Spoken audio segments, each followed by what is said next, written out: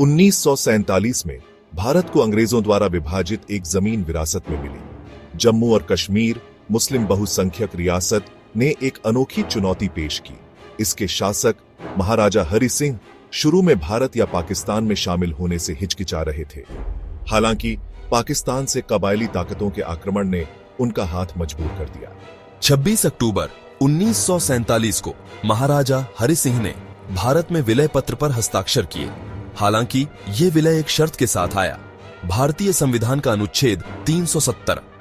इस अनुच्छेद ने जम्मू और कश्मीर को एक विशेष दर्जा दिया, जिससे उसे अपना संविधान, झंडा और आंतरिक मामलों पर स्वायत्तता बरकरार रखने की अनुमति मिली।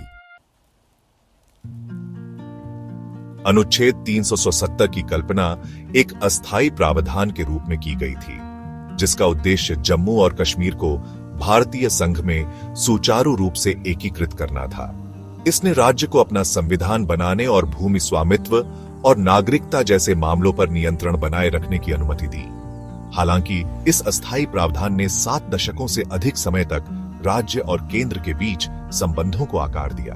अनुच्छेद 370 के तहत जम्मू और कश्मीर को दिया गया विशेष दर्जा शुरू से ही एक विवादास्पद मुद्दा था।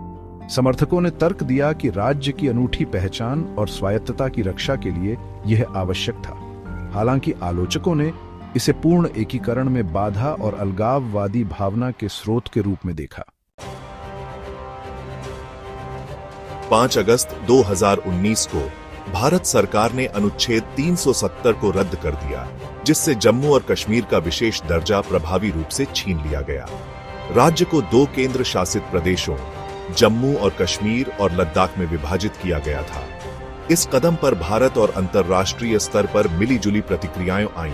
निरसन के समर्थकों ने तर्क दिया कि जम्मू और कश्मीर में अलगाववाद के युग को समाप्त करने और क्षेत्र को शेष भारत के बराबर लाने के लिए यह आवश्यक था। उनका मानना था कि यह विकास और समृद्धि के युग की शुरुआत करेगा। हालांकि आलोचकों ने इसे राज्य की स्वायत्तता पर हमला और लोकतांत्रिक मानदंडों का उल्लंघन माना। अनुच्छेद 370 का निरसन जम्मू और कश्मीर के इतिहास में एक ऐतिहासिक क्षण था। इस फैसले का पूरा असर अभी पूरी तरह से समझा नहीं जा सका है। इस ऐतिहासिक कदम के बाद इस क्षेत्र ने चुनौतियों और अवसरों दोनों का सामना किया है। जम्मू और कश्मीर का भविष्य अनिश्चित बना हुआ है।